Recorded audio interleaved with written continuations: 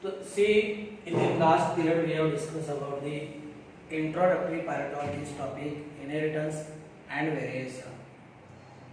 Later on, we have in second period we have discussed the experimental material selected by Mendel for his hybridization experiment.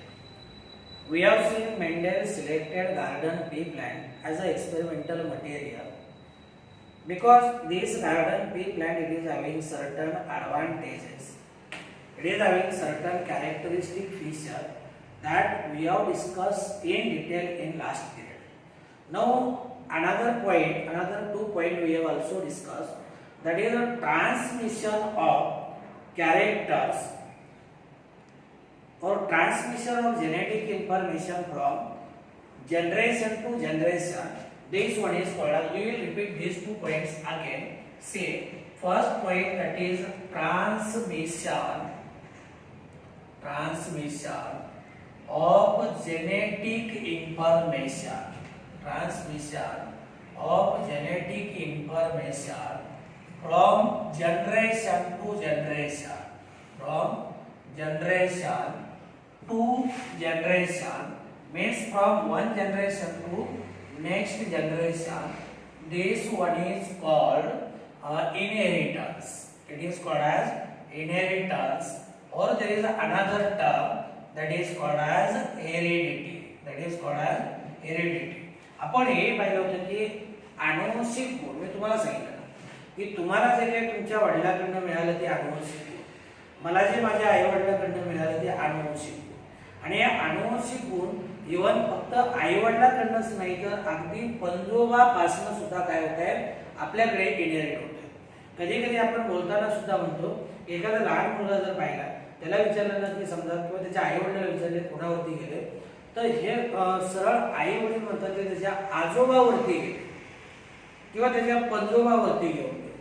म्हणजे पंजोबा जाऊन समजा 50 वर्ष झाले तरी सुद्धा ते कुणासारखं दिसतंय, पंजोबासारखं.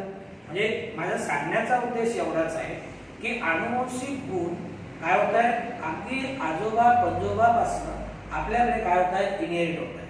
मग हे जे इनहेरिट होत आहे याला आपण काय म्हणतो, it is called as inheritance और this is called as heredity. This is called as heredity. आणि हे अनुवंशिक गुण एकाकडून दुसऱ्याकडे ट्रान्सफर होत आहे. हे आपण पाहिलं सगळ्यात अगोदर जर कुणी सांगितलं असेल तर ते म्हणजे मेंडेलनं. कुणी? मेंडेलनं. Here we can note the point, that is the mechanism of inheritance was successfully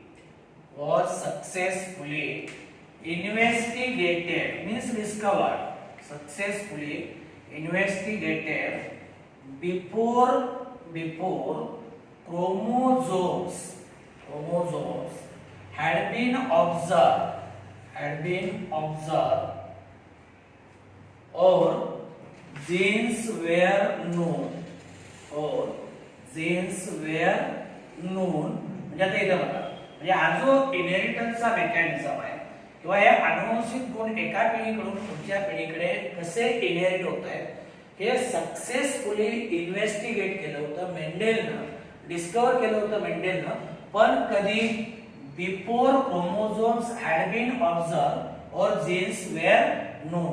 म्हणजे मेंडेलनं कधी सांगितलं की genetic information is passed from generation to generation when there was no discovery of chromosome or there were genes were not discovered. म्हणजे chromosome डिस्कवर केले नव्हते, chromosome कुणाला माहित नव्हते, जीन्स कुणाला माहित नव्हते. म्हणजे जीनची डिस्कवरी, क्रोमोझोमची डिस्कवरी, मायटोसिसची डिस्कवरी, मेयोसिसची डिस्कवरी, मायक्रोस्कोपची डिस्कवरी हे काहीच नसताना मेंडेलनं काय केलं होतं, सक्सेसफुली इनहेरिटन्सचा मेकॅनिझम डिस्कवर केला होता. म्हणून मागच्या तासात तुम्हाला सांगितलं होतं ना की Mendel he was much ahead of time. कारण काहीच नसताना, काही हातामध्ये असताना सुद्धा लोकांकडनं काही होत नाही, पण याच्या हातात काहीच नसताना यानं एवढी मोठी डिस्कवरी काय केली होती, शोधून काढली. Then next point, that is Mendel first gave accurate explanation for mechanism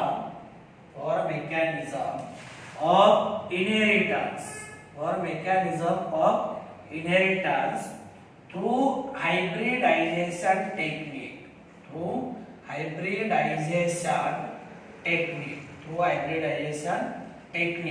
म्हणजे आपण जे पाहिलं ना की मेंडेलला हायब्रिडायझेशन म्हणजे याच्यामध्ये काय करतोय, दोन वेगवेगळे प्लांट एकमेकाबरोबर क्रॉस करतोय. आला लक्षामध्ये? म्हणजे समजा हे ए प्लांट असेल आणि हे बी प्लांट असेल, हे समजा फिमेल फ्लावर असेल, हे मेल फ्लावर असेल, याच्यामध्ये पोलन ग्रेन याच्यावरती आणून डिपॉझिट करते. आला लक्षामध्ये? तर याला आपण काय म्हणतो, याला आपण हायब्रिडायझेशन टेक्निक म्हणतो. म्हणजे इनहेरिटन्स पॅटर्न डिस्कव्हर करण्यासाठी किंवा इनहेरिटन्स पॅटर्न म्हणजे जेनेटिक इन्फॉर्मेशन पुढच्या पिढीकडे कशी पास होते याचं ॲक्युरेट एक्सप्लेनेशन पहिल्यांदा कोणी दिलं? मेंडेलनं. आणि त्याच्यासाठी त्यानं काय केलं? हायब्रिडायझेशन टेक्निक वापरलं. त्यानं पी प्लांट वरती हायब्रिडायझेशन एक्सपेरिमेंट कंडक्ट केले. And with the help of hybridization experiment, he gave accurate or correct explanation regarding the inheritance. See, Mendel studied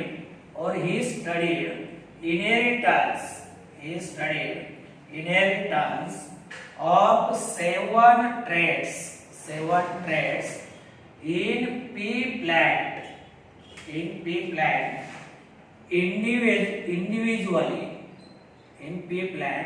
individually, one at a time or in combination of two or three traits at a time. This is very important point. आता hybridisation experiment यानं conduct केला आणि मेंडेलनं P plant का select केलं? कारण P plant मध्ये contrasting character आपण पाहिले, अपोजिट कॅरेक्टर्स आपण पाहिले होते आणि हे सगळे जे जवळपास 7 कॉन्ट्रास्टिंग कॅरेक्टर त्यानं पाहिले. याच्यानंतर आपल्याला डिस्कस करायचे पी प्लांट मध्ये. पण त्या प्रत्येक कॉन्ट्रास्टिंग कॅरेक्टरचा इनहेरिटन्स पॅटर्न म्हणजे एका वेळी त्यानं एकच कॅरेक्टरचा इनहेरिटन्स पॅटर्न कन्सिडर केला, दुसऱ्या वेळी 2 कॅरेक्टर एकत्र गेले, त्याच्यानंतर 3 कॅरेक्टर एकत्र केले. म्हणजे मेंडेल जो आहे ना हा सिस्टेमॅटिक पद्धतीने काय करतो, हा एक्सपेरिमेंट कंडक्ट करतो. म्हणजे एका वेळी तो काय म्हणतो 7 कॅरेक्टर त्यानं स्टडी केले. He studied all 7 traits in P plant. पण कसे? एक कॅरेक्टर एका वेळी, त्याच्यानंतर पुढच्या वेळी 2 कॅरेक्टर एकत्र, त्याच्यानंतर 3 कॅरेक्टर एकत्र. म्हणजे एका वेळी त्यानं सगळे कॅरेक्टर स्टडी केलेत का? नाही, एक कॅरेक्टर तेही सिस्टेमॅटिकली म्हणजे वन ॲट अ टाइम. म्हणजे पहिल्यांदा एकाच कॅरेक्टरचा इनहेरिटन्स पॅटर्न स्टडी केला आणि नंतर 2 कॅरेक्टर एकत्र केले, त्यांचा इनहेरिटन्स पॅटर्न स्टडी केला, नंतर 3 कॅरेक्टर एकत्र केले, त्यांचा इनहेरिटन्स पॅटर्न स्टडी केला. म्हणजे सिस्टेमॅटिक पद्धतीनं त्यानं काय केलं, या सगळ्या ट्रेटचा इनहेरिटन्स पॅटर्न स्टडी केला. नंतर जो काही डाटा मिळेल ही processed data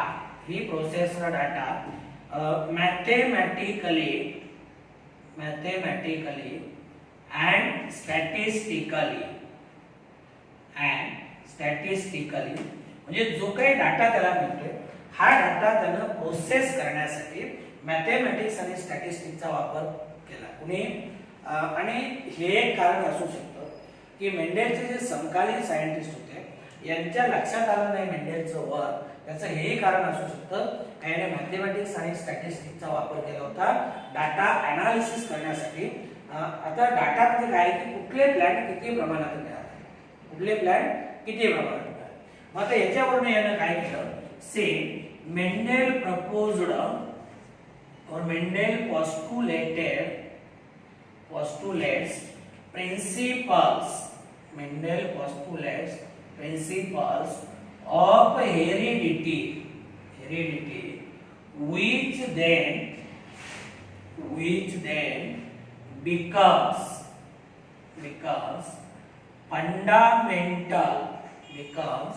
fundamental laws of heredity as proposed by Karl Lorenz.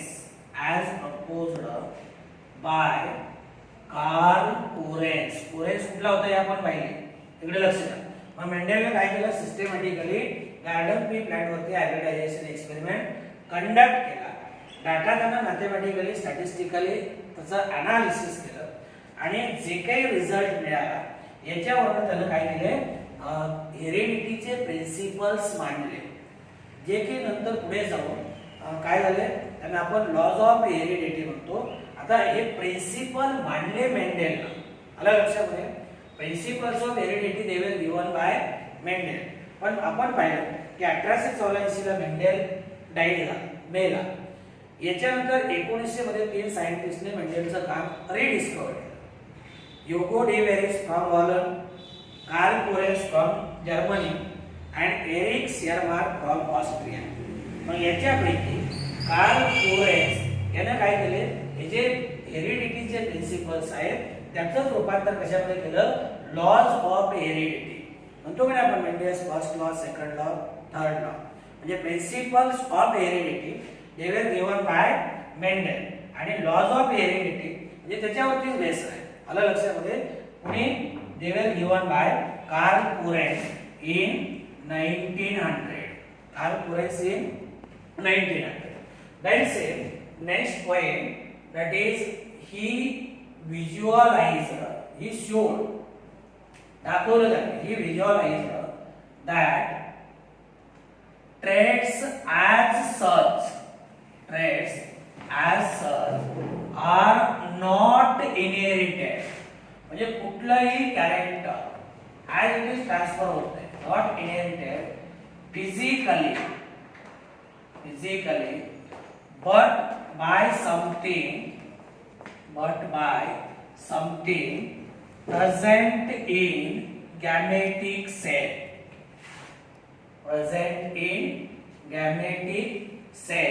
म्हणजे मेंडेलनं काय सांगितलं, की जे काही पर्टिक्युलर ट्रेट असेल किंवा पर्टिक्युलर कॅरेक्टर असेल as it is physically transfer होत नाही, पण कुणामुळे ट्रान्सफर होते, something that is present inside the gametic cell.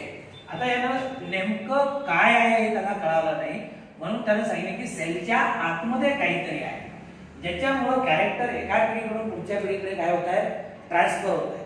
आता हे गॅमेटिक सेल जे आहे किंवा गॅमेट मध्ये असा कुठला तरी एक घटक आहे ज्याच्यामुळे कॅरेक्टर एका पिढीकडून पुढच्या पिढीकडे इनहेरिट होत आहे हे सांगितलं. पण तो नेमका कुठला घटक आहे ते त्याला डिस्कवर करता आलं नाही, म्हणून त्याने शब्द कुठला ठेवून दिला, something present inside gametic cell. आणि नंतर त्याने काय केलं, से टू दिस समथिंग ही पॉइंटर फॅक्टर्स, कुठली टर्म पॉइंट केली, factors which are responsible for expression of a trait or that is called as character म्हणजे बघा, एक असा कुठला तरी घटक गॅमेटच्या आतमध्ये आहे, गॅमेटिक सेल मध्ये आहे, जो काय करतोय, ट्रेट किंवा कॅरेक्टर एका पिढीकडून पुढच्या पिढीकडे इनहेरिट करतोय. हे मेंडेलने डिस्कवर केलं. पण नेमका गॅमेटिक सेलच्या आतमध्ये कुठला घटक आहे ते त्याला सांगता आलं नाही, म्हणून यानं सुरुवातीला त्याला समथिंग म्हणलं, काहीतरी आहे. आणि नंतर मग काय केलं, हे समथिंग आहे टू दिस समथिंग ही पॉइंटर फॅक्टर, काय नाव दिलं त्याला, फॅक्टर. आणि त्यानं सांगितलं की these factors are responsible for expression of trait or character. अनुवंशिक गुण पुढच्या पिढीकडे एक्सप्रेस होण्यासाठी हेच ट्रेट किंवा त्याला आपण काय म्हणतो, फॅक्टर कारणीभूत आहे हे त्यानं सांगितलं. And see these factors or he proposed that actors are particulate in nature. Actors are particulate in nature. आणि आता हे जे मेंडलचा फॅक्टर आहे ना, याला नाव दिलं झेन. म्हणजे आपण म्हणू शकतो 9 Mendelian factors are now called as genes or they are given a name that is gene. म्हणजे थोडक्यामध्ये जो गॅमेटिक सेलच्या आतमध्ये काहीतरी आहे ज्याला मेंडेलने नाव दिलं होतं फॅक्टर, हा फॅक्टर याचंच नाव आता काय बदलून ठेवलं जीन. म्हणजे now Mendel's factor it is known by the name that is genes. म्हणजे आता फॅक्टरच्या ऐवजी आपण कुठली टर्म वापरतो जीन, ज्याच्या माध्यमातून कॅरेक्टर काय होतात एका पिढीकडून दुसऱ्या पिढीकडे ट्रान्सफर होतात. आणि हे जे फॅक्टर्स आहेत say these factors occurs in pairs in parents.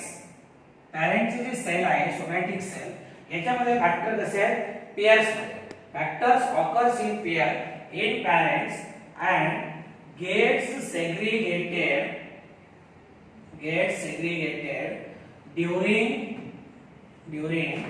gamete formation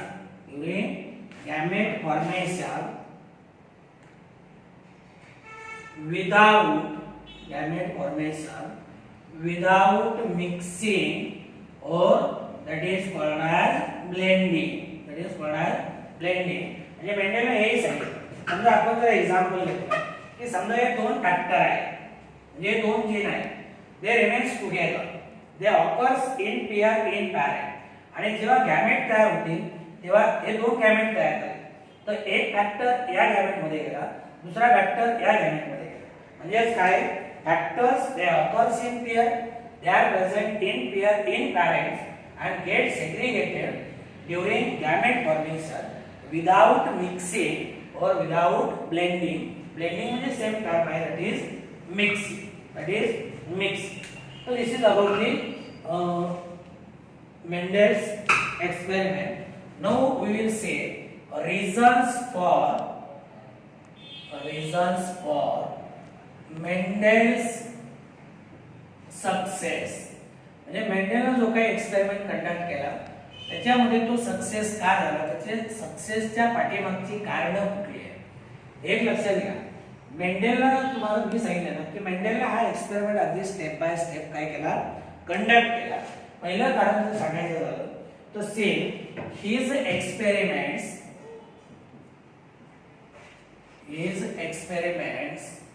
were carefully planned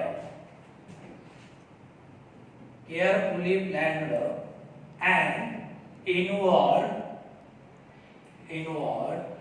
large number of samples. म्हणजे प्रत्येक बारीक सारीक गोष्ट याने काय केली केअरफुली ऑब्झर्व केली. हजारो सॅम्पल्स याने काय केले किंवा हजारो वेळा हा एक्सपेरिमेंट पुन्हा रिपीट केला. जे his experiments were carefully planned and involve large number of samples. Then say second reason he carefully recorded number of plants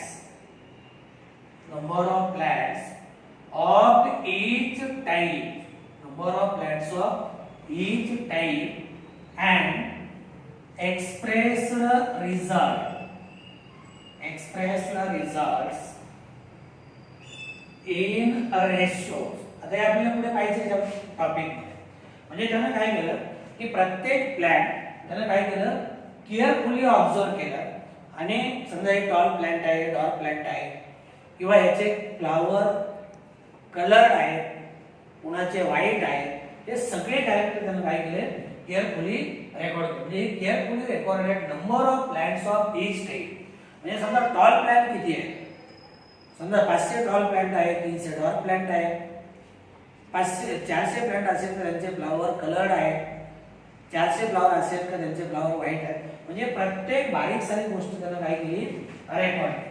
then say next point that is in pea plants 7 characters or contrasting characters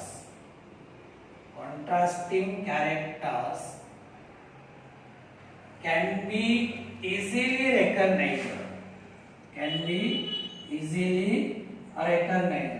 आपण पाहिलं का नाही, P plant एकदम opposite character दाखवते, म्हणजे contrasting character किंवा opposite character आपल्याला काय करता येतात, पटकन रेकॉग्नाइज करता येतात. काय करता येतात, पटकन रेकॉग्नाइज करता. Then next point, the factors or the transmission or inheritance of 7 traits are controlled by a single factor. किंवा आपण सरळ असं म्हणू शकतो, 7 traits in pea plant they are controlled by single factor each. म्हणजे प्रत्येक कॅरेक्टर जे आहे, प्रत्येक कॅरेक्टर एक फॅक्टर काय करतोय, कंट्रोल करतोय. आलं लक्षात? म्हणजे सगळे साथीच्या साथी कॅरेक्टर एकच फॅक्टर कंट्रोल करू शकतो. प्रत्येक फॅक्टर साठी, प्रत्येक कॅरेक्टर साठी, प्रत्येक ट्रेट साठी काय एक फॅक्टर आहे. आलं लक्षामध्ये? आणि हे जे फॅक्टर्स आहेत, same these factors they are present on separate chromosomes. Factor कुठे, सेपरेट क्रोमोझोम वरती आहेत. आणि आपण आताच पाहिलं की factor they are responsible for inheritance or expression of a particular trait or character. Particular trait किंवा कॅरेक्टर कोणाच्या माध्यमातून एक्सप्रेस होईल, फॅक्टर. आणि फॅक्टर कुठे, they are present on separate chromosome. आणि आणखी एक गोष्ट लक्षात ठेवा, this factor they can pass from generation to generation. Factors can pass or factor are passed from generation to generation.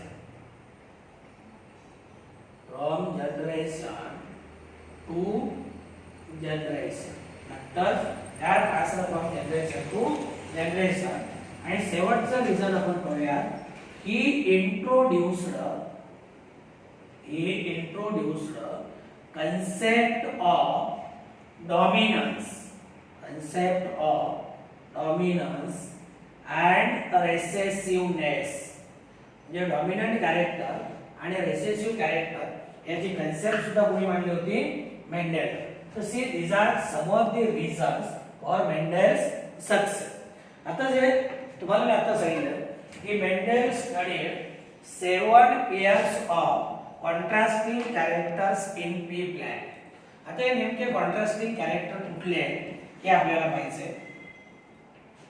Character किंवा त्याला आपण ट्रेट असं सुद्धा म्हणतो. आलं लक्षामध्ये? अगदी तुमच्या नवीन टेक्स्ट बुक मध्ये पहिल्याच पानावरती हे कॉन्ट्रास्टिंग कॅरेक्टर्स दिले किंवा त्याला आपण काय म्हणतो, ट्रेट म्हणतो. आणि त्याच्यामध्ये काय आहे की एक कॅरेक्टर डॉमिनंट आहे आणि दुसरा कॅरेक्टर पूर्णपणे काय आहे, रेसेसिव्ह आहे. काय आहे, रेसेसिव्ह आहे. आता बघा, एक आपण चार्ट पाहूया. याच्यामध्ये फर्स्ट घेऊयात आपण ट्रेट, फर्स्ट नंबर. दुसरा घेऊयात आपण ट्रेट्स. थर्ड ब्लॉक मध्ये घेऊया डॉमिनंट आणि लास्ट मध्ये घेऊया रेसेसिव्ह. डॉमिनंट आणि रेसेसिव्ह. आता याच्यामध्ये पहिलं जे ट्रेट आपल्याला पाहिजे किंवा पहिलं जे कॅरेक्टर पाहिजे ते म्हणजे स्टेम हाईट. म्हणजे त्या पी प्लांटची हाईट. आता कॉन्ट्रास्टिंग कॅरेक्टर दोनच आहे. किती? दोनच. तर एक प्लांट कसं असणार आहे, टॉल, आणि दुसरं जे आहे ते डॉर्फ. दुसरं कसं आहे, डॉर्फ. आणि टॉल डिनोट करण्यासाठी आपण कॅपिटल टी वापरतो. आणि बघा जे लेटर डॉमिनंट साठी वापरले तेच लेटर रेसेसिव्ह साठी वापरायचं, म्हणजे स्मॉल टी. म्हणजे तुम्ही म्हणाल डॉमिनंट टॉल टी ने दाखवलं, मग डॉल स्मॉल टी ने किंवा कॅपिटल टी ने दाखवते. जे डॉमिनंट साठी वापरलं तेच त्यासाठी रेसेसिव्ह साठी. तर पहिलं काय स्टेम हाईट. आणि स्टेम हाईट मध्ये दोन कॉन्ट्रास्टिंग कॅरेक्टर आहेत, एक डॉमिनंट रेसेसिव्ह टॉल डॉट. म्हणजे इथे काय की एक प्लॅंट त्याची हाईट एक तर टॉल आहे किंवा डॉट आहे. आता डॉमिनंट कुणाला म्हणतो बघा, जे कॅरेक्टर पुढच्या पिढीमध्ये एक्सप्रेस होते, इनहेरिट होते, त्याला टॉल म्हणायचं. आणि जे अनएक्सप्रेस्ड आहे, जे एक्सप्रेस झालं नाही, त्याला काय म्हणायचं, that is called as recessive character. जे पुढच्या पिढीमध्ये एक्सप्रेस होईल ते डॉमिनंट कॅरेक्टर. आणि जे पुढच्या पिढीमध्ये एक्सप्रेस होणार नाही, पुढच्या पिढीमध्ये जाणार नाही, त्याला म्हणायचं रेसेसिव्ह. ही पहिली पेयर झाली कॉन्ट्रास्टिंग कॅरेक्टरची. दुसरी काय seed colour. Second seed colour म्हणजे actually colour of cotyledon. Colour of cotyledon. Seed dominant character कुठलं आहे, yellow denoted by capital Y. आणि रेसेसिव्ह कुठलं आहे, green. It is denoted by small Y, not small G or capital G. Seed colour म्हणजे actually हा कॉटिलिडॉनचा colour आहे. आला लक्षामध्ये. Then third that is seed shape. Seed shape round denoted by capital R and wrinkle denoted by small r. आता तुम्ही जर वाटाणे पाहिले तर तुमच्या घरी असतात का नाही, बरणीमध्ये जर वाटाणे पाहिले तर काही वाटाणे गोल आहेत, मेजॉरिटी गोल आहेत, एकदम गोल आहेत. पण काही थोडे बारीक आणि असे सुरकुत्या पडल्यासारखे असतात. जे सुरकुत्या पडल्यासारखे त्यांना आपण रिंकल म्हणतो. हे रेसेसिव्ह ट्रेट किंवा कॅरेक्टर आहे.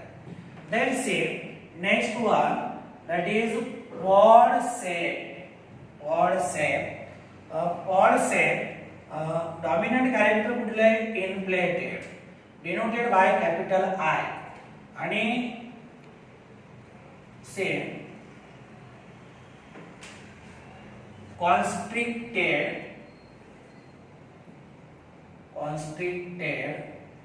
denoted by small I.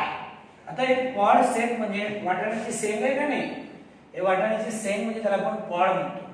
आता आतमध्ये जर वाटाणे असतील तर शेंग कशी असेल, भरीव असेल, इनफ्लेटेड म्हणतो.